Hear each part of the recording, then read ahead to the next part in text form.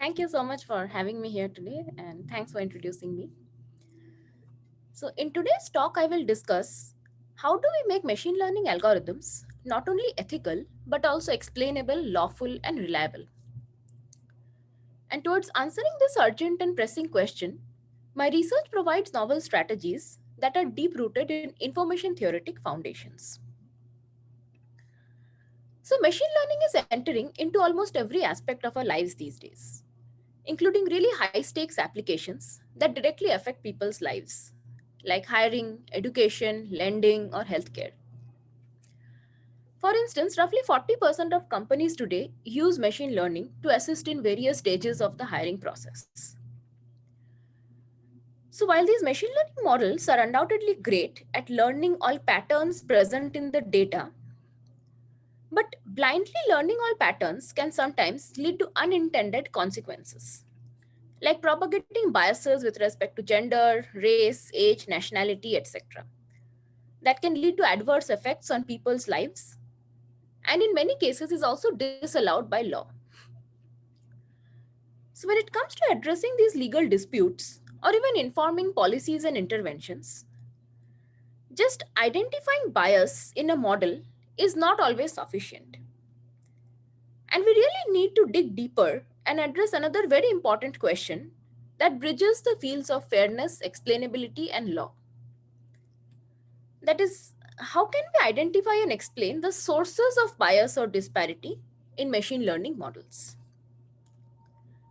And in this talk, I will demonstrate how explaining sources of bias, which is an interesting and novel form of explainability, can enable AI algorithms to not only be ethical but also lawful. So let us look at one example. We consider a scenario of hiring a software engineer for a very safety critical application. We have some candidates from whom we will be collecting some input features that will go into a model, and the model will decide whether to hire or not. So these features could be things like coding test score, aptitude test score, all subject grade, or even protected attributes like gender, race, age, etc. Now, to avoid bias with respect to, say, gender, one might choose to not include these protected attributes as input. But it has been noted that even if these protected attributes like gender is not explicitly used, the model can still cause disparity and adverse effects with respect to gender. And this happens because the other features may be correlated with gender or act as proxies of gender, causing the final decision to also become correlated. And while I use gender bias as an example here, the similar thing could also happen with other protected attributes like race, age, etc. The legal term for this is disparate impact, which refers to model decisions that affect one group of people more adversely than others, even if it is not intentional. But these issues of disparate impact are usually very nuanced. For instance, suppose there's one position and only one candidate gets hired. Then, irrespective of what gender or race or age group this person belongs to, candidates of the other groups can feel that the decision has disparate impact on them, which is also mathematically true because no one from those groups have been hired. Then, hiring any candidate from a group may seem illegal. So, something seems off about this, and the uh, the message that we gather from this is that only looking at disparity in these model decisions is not always sufficient. And we really need to dig deeper and explain and understand what are the sources or causes of that disparity and whether those causes of disparity are like legally exempt or non exempt. So, one take on this problem, which is inspired from law, is that sometimes certain features might be so critical to an application that they may need to be given importance in the decision making over other features, irrespective of whether they are correlated with protected attributes like race, gender, etc. Like, for instance, here, the coding test score might be deemed as really critical for a software engineering job. So here is where it matters how the disparity arose. Like, did it arise largely due to the critical features? Or is there a substantial contribution by the non-critical features as well? And this is a question that the courts also care about today.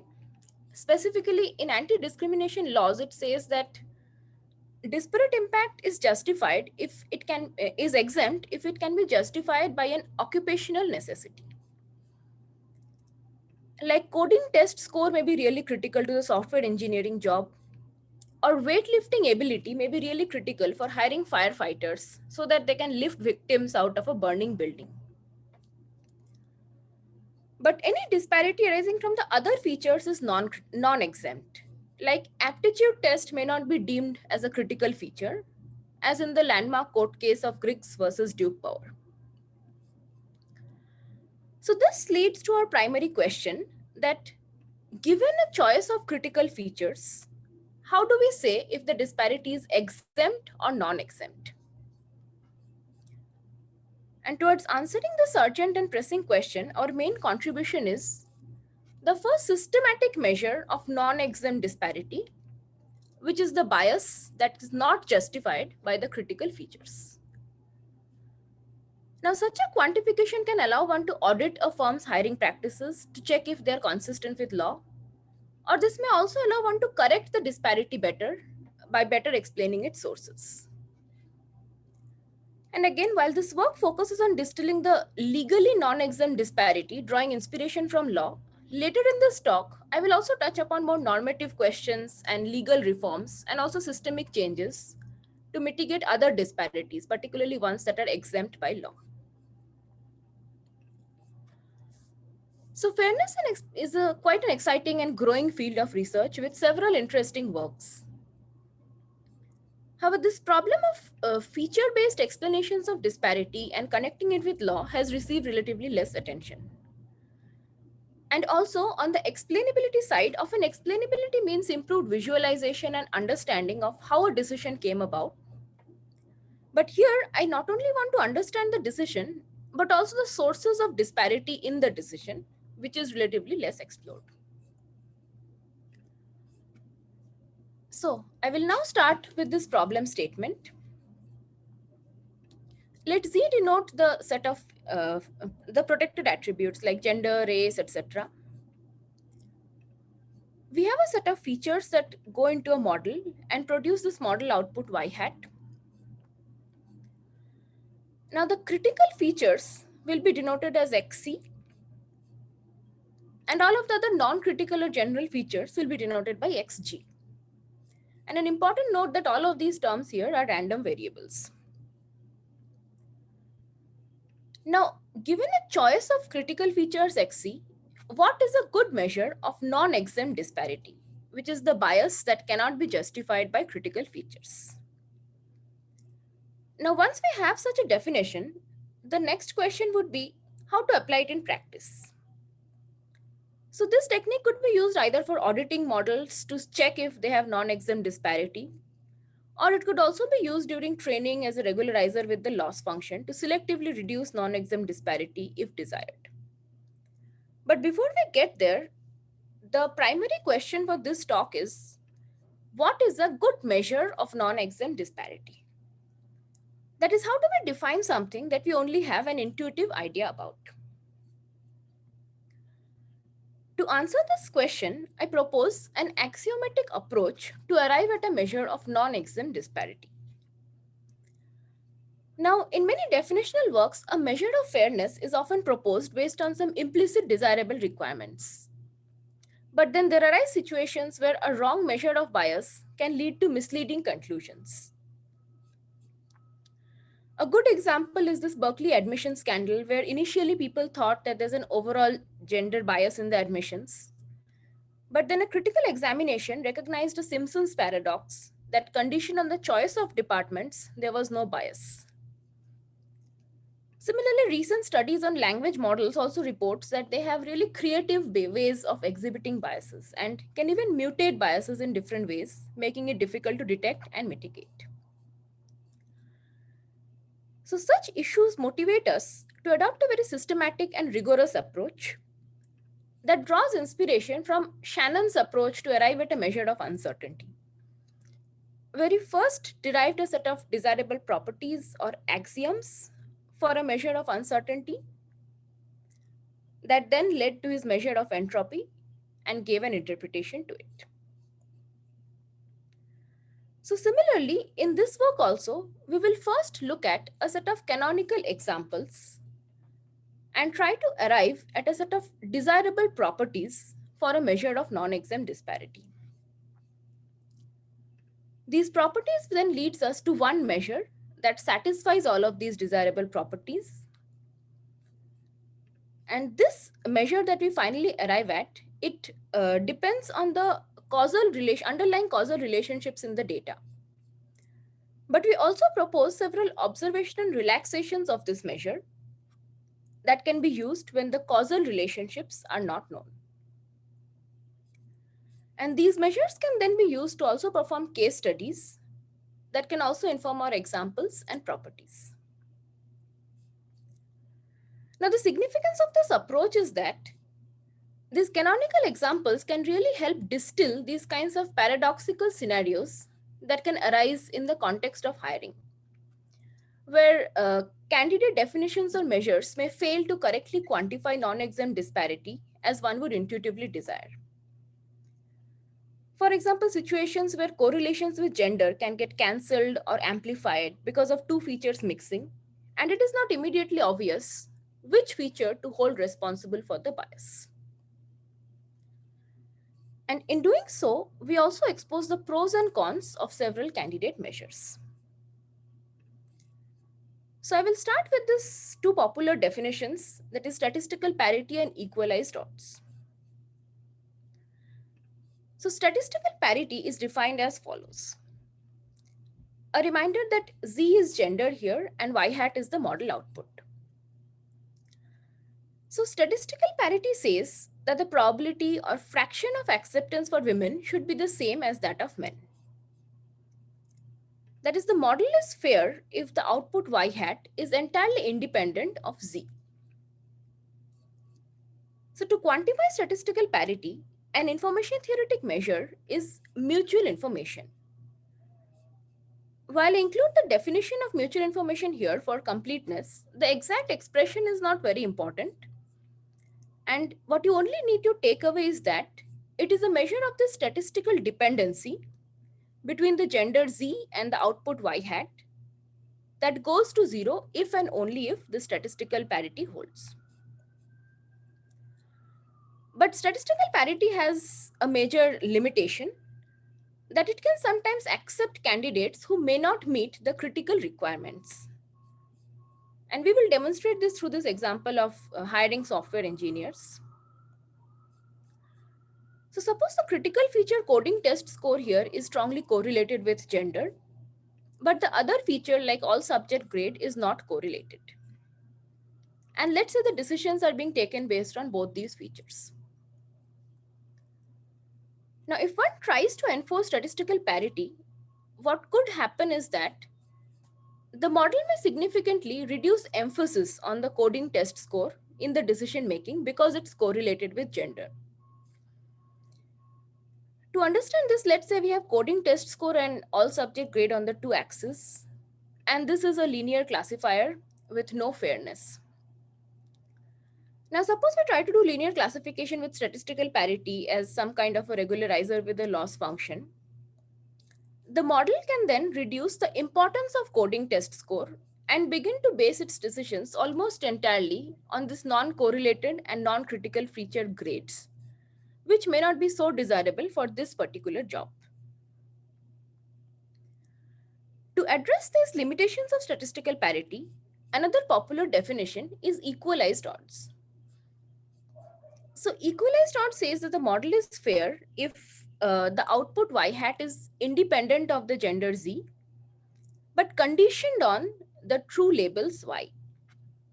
This also reduces to saying that equal fraction of both men and women should have equal false positive rates, and there should be equal false positive and false negative rates for both men and women. And a perfect classifier with 100% accuracy always satisfies equalized odds. But this definition also has some limitations, that its agreement with these historic labels sometimes propagate biases already present in these historic labels. Again, let us understand this through our example. So let's say we again have coding test score and aptitude test score. And this time it is the aptitude test score which is correlated with gender and not the coding test score. And the model takes decisions based on both of them. Now, what could happen is that even a perfect classifier which satisfies equalized odds may be deemed illegal because disparate impact is arising only from the aptitude test score, which is not a critical feature. So to understand this, let's have coding test score and aptitude test score on the two axes. These are the candidates. Now let's say the past labels are linearly separable. And then we are able to learn a perfect classifier that gives 100% accuracy and that satisfies equalized odds. Now, such a classifier can still be held liable for disparate impact because it is the aptitude test that is causing the disparity and is not deemed as a critical feature. So in this work, we adopt a middle ground between these overfairing and underfairing approaches by using domain knowledge, where we assume that domain experts or lawyers give us a choice of the critical features. And then our goal is to selectively quantify the non-exempt disparity, which is the bias that is not justified by the critical features. Now I will introduce our first candidate measure of non-exempt disparity, which is conditional mutual information. So this measure is inspired from this subpopulation based statistical parity defined as follows. That irrespective of the overall acceptance probabilities, among the candidates with the same value of critical feature, there should be equal probability of acceptance for both men and women.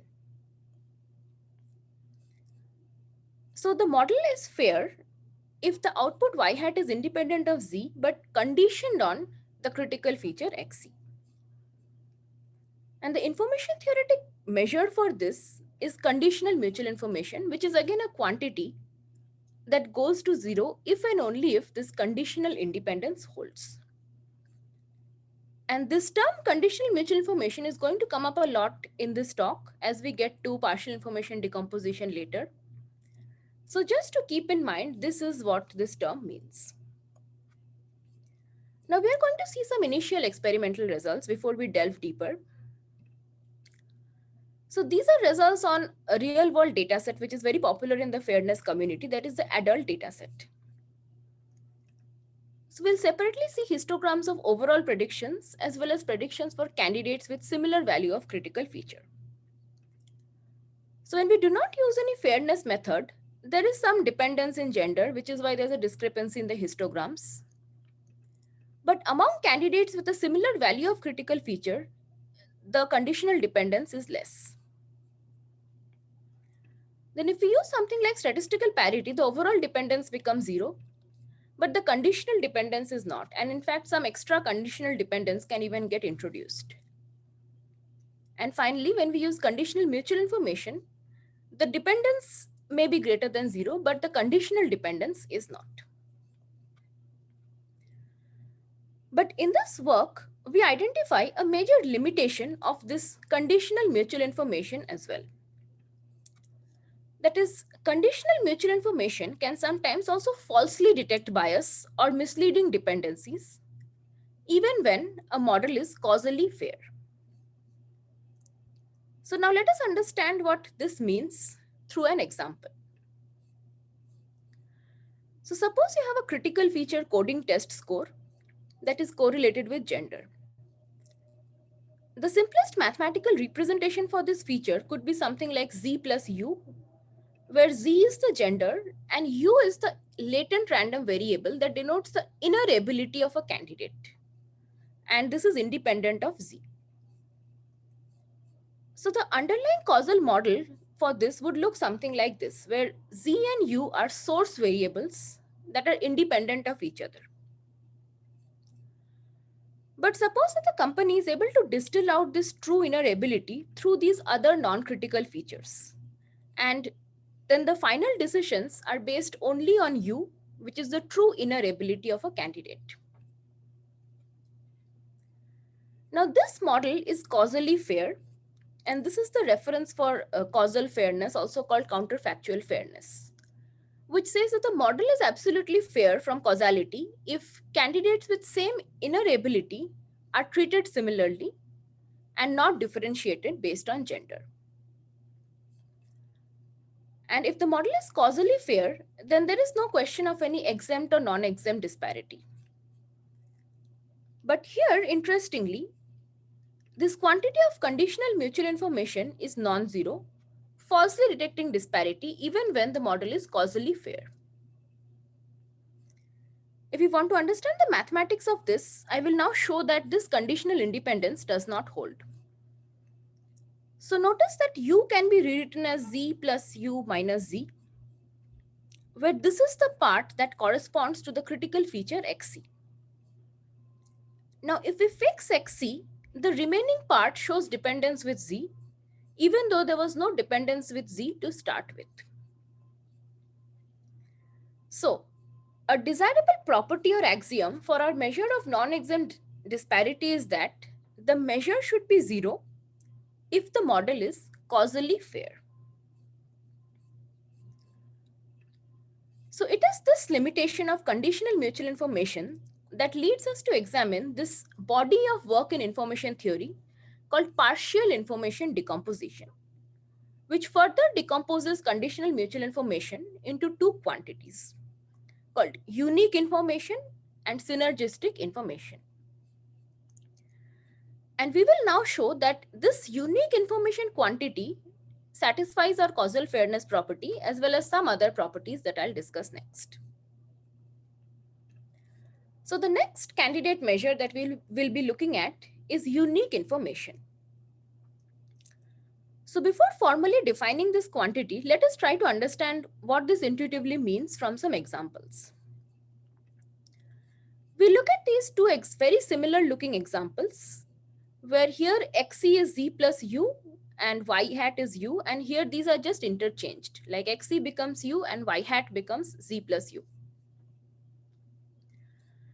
So the first case is the example that we just saw in the previous slide as well. Here the output Y hat has no information about the gender Z. Not only is it independent, but it doesn't even have any kind of causal relationship with this gender Z. But in this second case, the output has some information about gender that is not present in this critical feature XC. So intuitively, we feel that this second case should be a case of non-exempt disparity. But interestingly, this conditional mutual information quantity or conditioning is same for both of these examples and is not able to distinguish them. So here we really need a measure that is not same for these two examples and is able to distinguish these two cases. And this is precisely the intuition for unique information. It represents the unique information about gender Z in this output Y hat that cannot be attributed to the critical feature XC. And it is zero for this first example and non-zero for the other. So for completeness, I now include the mathematical definition of unique information here. Though the mathematics are not very important and an intuitive understanding is again sufficient to follow the talk.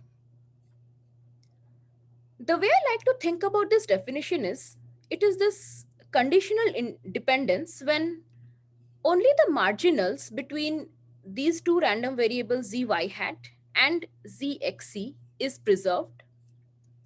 But the joint distribution of these three variables are altered to remove all of the misleading dependencies. And if you're more interested, this also has an interpretation from Venn diagrams, where unique information is this common information theoretic volume between mutual information or just dependence and conditional mutual information or conditional dependence. So it is in some sense the intersectional dependence between just dependence and conditional dependence. But more importantly, unique information satisfies our two desirable properties which conditional mutual information doesn't satisfy. But now there is one issue that even unique information doesn't address, which is this issue of masking or masked biases. So to understand masking, we'll again look at some examples. So let's say equal fraction of men and women have inner ability 1 and 0. Now a job ad is shown to men with high inner ability and women with low inner ability, and it is not shown to these other two fractions of people. So because the fractions are balanced across both races, no disparity is statistically visible. But examining carefully, this model is discriminatory against women with high inner ability who do not get to see this ad. The mathematical representation for this example is something like this, where the output is an XOR of gender Z and inner ability U. And this XOR is the mathematical representation which represents this kind of a function. So this is a case where the statistical disparity or dependence is 0, but there is a causal path from Z to this output Y hat. And a desirable property here is that the measure should be non-zero for this particular example to be able to detect these kinds of masking effects. And all of these examples finally lead to our one causal measure that satisfies all of these desirable properties, some of which we already discussed, as well as some natural monotonicity properties as well. So in this definition, Ux is the set of all the latent random variables that we have in the system, and UA and UB is a partitioning of these latent random variables that is coming from a causality aspect of this problem that I will discuss in the very next slide. And this novel measure, because it combined causality with partial information decomposition, and I believe that such leveraging of partial information decomposition with causality is needed in explainable AI more broadly to resolve all of these kinds of nuanced examples or scenarios that show up. Now, this measure looks very complex and does depend on the true causal relationships. But there is value to first finding a measure that satisfies all our axioms, however difficult it might be to compute. Because then it can serve as a benchmark for other observational relaxations or candidate measures and help us understand their pros and cons. That is, what do they capture and what do they miss? And also note that this observational unique information is actually good enough for a lot of these cases, except masking. And it is only to capture masking that leads us to this causal measure. In fact, this observational unique information term is a lower bound to this measure that we propose here. And this gap represents the masked disparity that I was talking about in the previous slide. Now I'll provide some intuition behind this measure from causality. So to resolve such hidden or masked biases, the first question that we can ask is it sufficient to say that all causal paths from this Z gender to the output Y hat pass through the critical feature XC? But now we'll see another example where this is not sufficient because of confounding effects. So this is an example of disparity amplification. Here again, we have like the critical feature Z plus U, and the other feature is just U. But now the model does something interesting. Let's say it cancels out this effect of U and bases its decisions entirely on this gender Z. So this is a case of disparity amplification where seemingly less biased features are mixing to produce this heavily biased output Y hat, for which both of these features have to be held responsible. Here all causal paths are passing through the critical feature, but U has this kind of a confounding effect on both of these random variables XC and Y hat, which means we have to examine these kinds of confounding effects a bit better. So now to understand these confounding effects better, let's first say that all causal paths from Z to the output are passing through the critical feature XC. Now, one important observation here is that there can only be three types of latent source variables. Ones that only influence XC, ones that only influence Y hat, and ones that have these kinds of confounding effects, often through other random variables. Now, when there are no confounders, we can choose UA and UB as follows, and this conditional independence holds. That is, XC separates out this set of random variable from this other set of random variables. But when there are these kinds of confounders and also other paths from Z to Y hat, this conditional independence criterion may be non-zero for all kinds of partitions of UA and UB. But we have seen before that conditioning can sometimes lead to misleading dependencies. So to quantify non-exempt disparity, we choose this unique information measure corresponding to this conditional mutual information measure as our proposed measure. And this gap denotes all of the misleading dependencies that we do not want to capture in our quantification. So now we have one measure that satisfies all of our desirable properties, but it happens to depend on the true causal model. So we now look into some observational relaxations of this measure that could be used even when the causal relationships are not known. So as we set out to find observational measures, we first arrive at an impossibility result, that no purely observational measure of non-exempt disparity can satisfy all of our desirable properties. But nonetheless, with partial assumption or about these causal relationships, like faithfulness, or sometimes some suspicion about the knowledge of masking, these may sometimes correctly quantify non-exempt disparity. These first two measures are ones that I've already introduced. And this third one is a more heuristic measure, where you also condition on some other features based on certain suspicions or partial knowledge about the causal model. Now, I don't know if there are any questions till now, because now I'll be getting into experimental results. Yes, also quick question on your main theorem from earlier. Yes. Is that measure in some sense unique? Yeah, that's a great question. I'll bring this slide once. So, like if we think of Shannon's definition of entropy, he had a scaling requirement that log of AB should be, f of AB should be equal to FA plus FB.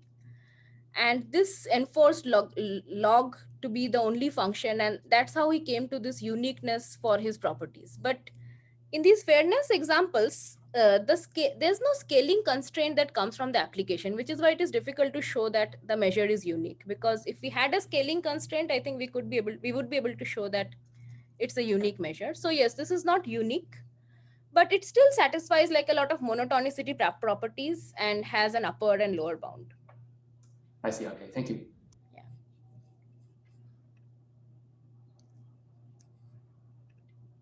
Okay, so now we'll move on to some experimental results.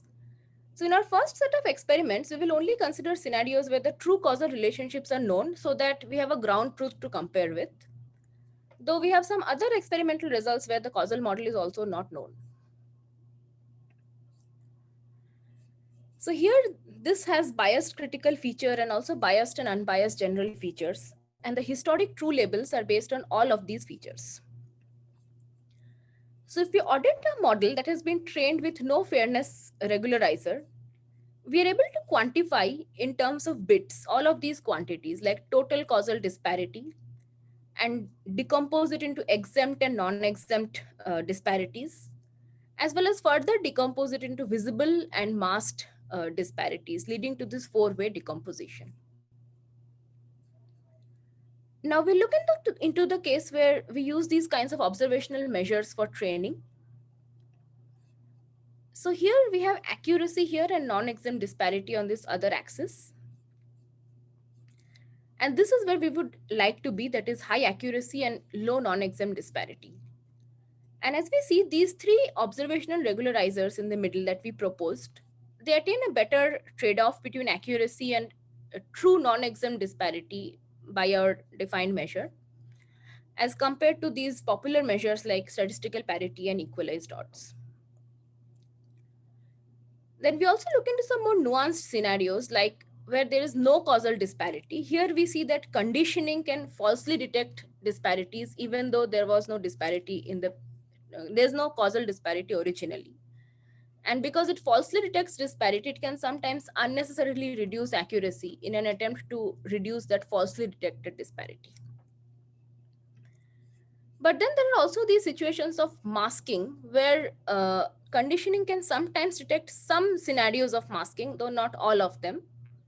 While these other measures like statistical parity, equalized odds, as well as unique information fails to detect those.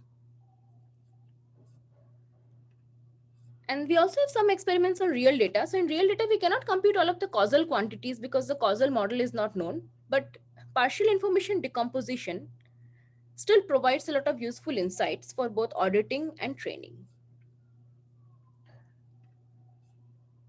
Yeah, then I've been extending these ideas to applications beyond fairness. For instance, in social media and filter bubbles, there's this problem where filter bubbles refer to a state of like intellectual isolation because say if you like New York Times, you only get recommendations from New York Times. If you like Fox News, you only get recommendations from Fox News. So filter bubbles can lead to this extreme polarization in our society because of exposure to content that one only likes and agrees with, and not getting to see the other side of the debate. So here Z becomes the political inclination. And the question is, how do you debias recommender systems with respect to political inclination, but while allowing the user to choose certain preferred topic exemptions? And we have some preliminary experimental results on Twitter data where we try to quantify exempt and non-exempt topic biases. But this work is still at a very preliminary level, and I am looking to make this more concrete. Another question that I'm also looking at is a generalization of broader generalization of this, not only to exempt and non-exempt components, but how to quantify the contribution of each individual feature to the overall bias. And I've recently also collected the CMU admissions data set in the EC department, and I'm looking into analyzing this data to understand what are the sources of disparity. For instance, did the disparity rise from GPA, or is it from GRE scores, or is it from reference letters? And so, as I noted earlier in my talk, there could be systemic reasons that might need to be addressed to fully resolve all disparities, particularly ones that are exempt by law. So, this kind of a study of contributions of biases could help inform these kinds of policy changes. Like, if we know that GRE is the cause of bias, then we might want to reduce importance of the GRE in our decision making. Or if we find out that based on which feature is actually responsible for the biases, we might use these kind of explanations to inform our policies. So, to summarize, this work provides a systematic approach to arrive at a measure of non exempt disparity, leveraging causality and partial information decomposition. But this also paves the way for some broader conversations like what is the right interpretation of laws and business necessities for AI? So, what I'm providing right now are tools with which one can challenge a firm's discriminatory practices, like situations where a model practically takes in thousands of input features for pre screening candidates. But it is possible that we might also need to rethink the problem completely and disallow all but the critical features. Or there could be other possible policy changes that one might envision in collaboration with lawyers, social scientists, or minorities. So, while my current work focuses on solving how lawyers interpret the law today, my future work intends to delve deeper into this normative question of how AI and hiring practices should be. So, thank you so much for listening to me. And yeah, I'm happy to take more questions now.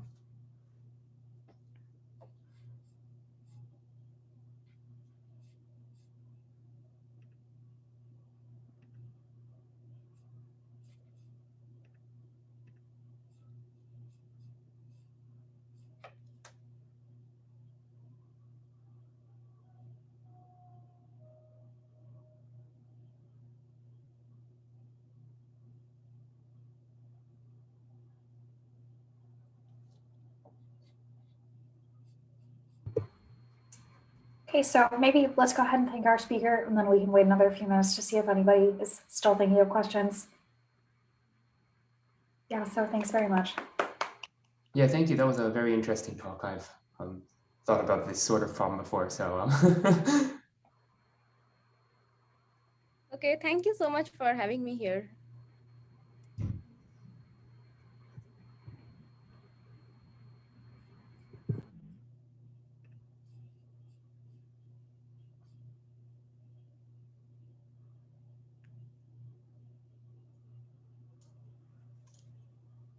I guess, could you talk a little bit perhaps about the relationship between the quantity that you've defined and, for example, what some authors call calibration? I see. So calibration is, I think, slightly different. So the way I Yes. understand it is, it uses the true label also in the quantification. Yes, it reverses, it flips the. Yeah, it's, I think, Z conditional mutual information between Z and true label given decisions, or Yes, yes. yes. So I think these definitions that use the true label, they have this problem, both equalized odds and this one, I think, that they might have this problem that even if you have a perfect classifier that gives 100% accuracy on both men and women, say, that will satisfy both of these definitions. But from a legal perspective, I think this question might still arise that even if you have 100% accuracy, but you are accepting less women, and the cause that reason why less women are being accepted is not the coding test score, but the aptitude test score. So there could be these kinds of issues, because even in this court case, Griggs versus Duke, what happened is there was a aptitude test which African American people were less likely to qualify that aptitude test, and the Supreme Court ruled, there was a unanimous ruling that because the disparity is coming from aptitude test, and aptitude test is not so critical to the job, so this is a case of disparate impact, or this situation is illegal. So that's why I think where the bias is arising from has to be justifiable as much as just the final accuracy. I see, that makes sense.